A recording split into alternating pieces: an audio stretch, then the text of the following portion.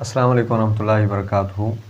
مفتی صاحب کی بارگاہ میں سوال عرض ہے، قسم کا کفارہ کیا ہے اور کس قسم کی قسم پر کفارہ لازم آتا ہے؟ وعلیکم السلام ورحمۃ اللہ وبرکاتہ۔ جی محترم، قسم کا کفارہ پوچھا ہے۔ قسم کی دو قسمیں ہیں، قسم یمین منعقدہ اور یمین غموس۔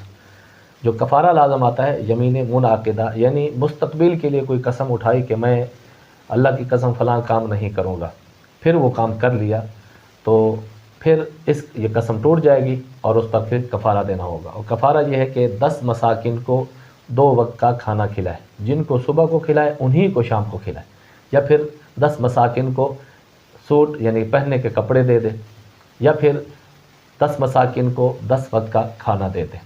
ایسا کرنے سے اس کی قسم کا کفارہ ادا ہو جائے گا۔ اگر وہ پیسہ خرچ نہیں کر سکتا، مفلس ہے، تو پھر اس کے بعد یہ ہے کہ 3 روزے مسلسل رکھنے سے اس کی قسم کا کفارہ ادا ہو جائے گا۔ دوسری قسم جو ہے وہ یمین غموس ہے۔ غموس کا معنی ہے ڈبو دینے والی، جھوٹی قسم۔ وہ گزشتہ کسی کیے ہوئے کام پر قسم اٹھانا، مثال کے طور پر کہ زید نے چوری کی تھی، اب وہ قسم اٹھاتا ہے اللہ کی قسم میں نے چوری نہیں کی، تو یہ یمین غموس ہے، جھوٹی قسم ہے۔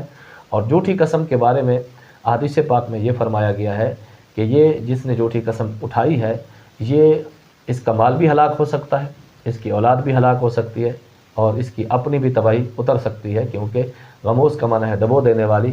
جھوٹی قسم جو ہے وہ قسم اٹھانے والے کو تباہ اور برباد کر کے رکھ دیتی ہے۔ ہمارے معاشرے میں اکثر یہی چل رہا ہے کہ لوگ جھوٹی قسمیں اٹھاتے ہیں، اور کوئی چیز کتنے کی ہوتا ہے وہ جھوٹی قسم اٹھا دیتے ہیں، اللہ کی قسم میں نے یہ کام نہیں کیا، یا اللہ کی قسم میں نے یہ کام کی ہے، حالانکہ اس نے وہ اس کے برعکس کیا ہوتا ہے۔ یہ قسمیں اٹھاتے ہیں، اس پر کفارہ نہیں ہے۔ پھر کفارہ نہ ہونے کی وجہ سوال ہوتا ہے نا، کیونکہ جب اتنی سخت قسم ہے تو اس کا کفارہ تو ہونا چاہیے۔ جب وہ اس کا مال ہلاک ہو سکتا ہے، اس کی اولاد بھی ہلاک ہو سکتی ہے، خود بھی ہلاک ہو سکتا ہے اس قسم کی نحوست کی وجہ سے، یا بے برکتی کی وجہ سے، اس کے اس بد فعل کی وجہ سے، کہ پھر اس پر کفارہ کیوں نہیں؟ اس کی وجہ یہ ہے کہ علماء کرام نے یہ فرمایا کہ کفارہ اس چیز کا ہوتا ہے جس کے گناہ کی کوئی حد ہو۔ اگر حد ہے تو کفارے کے ذریعے اس کی وہ لمٹ ختم ہو جائے گی، یعنی گناہ مٹ جائے گا، ختم ہو جائے گا۔ جیسے کہ آئندہ کسی کام کے لیے قسم اٹھائی کہ میں فلاں کام کروں گا، نہیں کروں گا، پھر وہ اس نے کر لیا تو قسم ٹوٹ گئی۔ ٹوٹنے پر پھر کفارہ لازم ہوگا، کیونکہ اس کے گناہ کی کوئی حد ہے، وہ اللہ نے ارشاد فرما دیے۔ اس کے مطابق وہ 10 مساکین کو کھانا کھلا دے، یا کپڑے پہنا دے، یا پھر کیا 3 روزے مسلسل رکھ لے۔ غلاموں کا دور ہے نہیں، اس لیے غلام والا حکم بیان نہیں کیا۔ لیکن جو جھوٹی قسم ہے، اس کے گناہ کی کوئی حد ہی نہیں ہے۔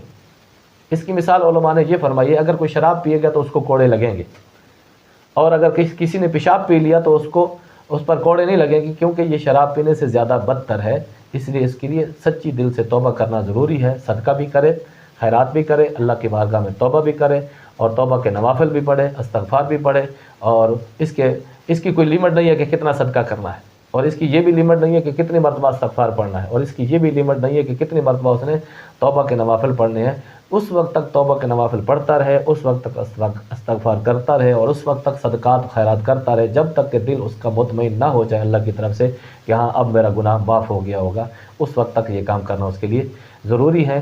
لیکن شریعت نے اس کے لیے توبہ رکھی ہے، جب تک کہ توبہ نہیں کرے گا تب تک جو جھوٹی قسم اٹھائی ہے اس کا گناہ اس کے ذمہ باقی رہے گا، اس کو اللہ کی بارگاہ میں بھی جواب دینا ہوگا۔ واللہ تعالی عالم بالصواب۔